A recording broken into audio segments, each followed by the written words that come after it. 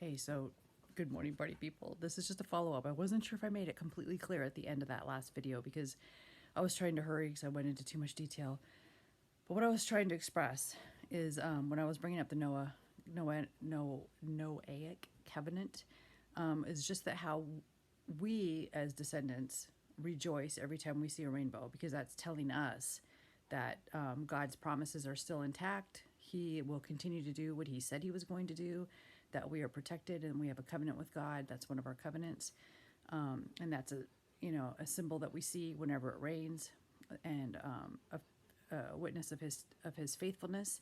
In the same way, what I was trying to say is, as there was a time, and nature used to experience a time when God was walking on the earth, as in with Adam and Eve, maybe, and this is just a maybe, something to think about, if there was not night like we have now, where there's complete darkness except for the light of the stars and the moon, if there was a time when it was just evening, when it was maybe the it wasn't bright and sunny as it is during the day, but there was there was an evening of some kind, but it was different than what it is now, and nature remembers that at some level, right? Because and again, this is not pantheism. This is not worshiping nature. This is not attributing to nature anything other than what God has given nature, right?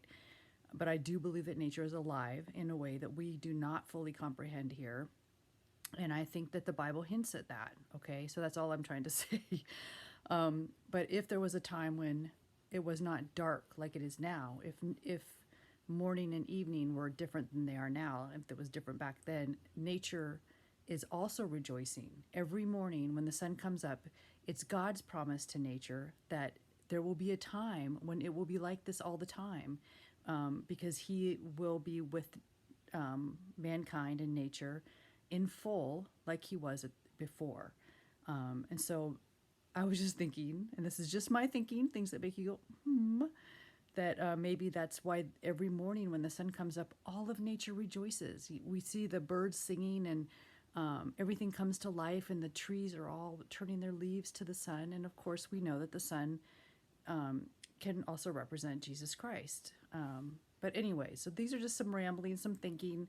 I'm not saying that this is all in the Bible, but there are things that hint in the Bible that, kind of made me just process some things that way. So, anyways, read your Bible. Jesus is coming. Love you. Have a great day. Bye.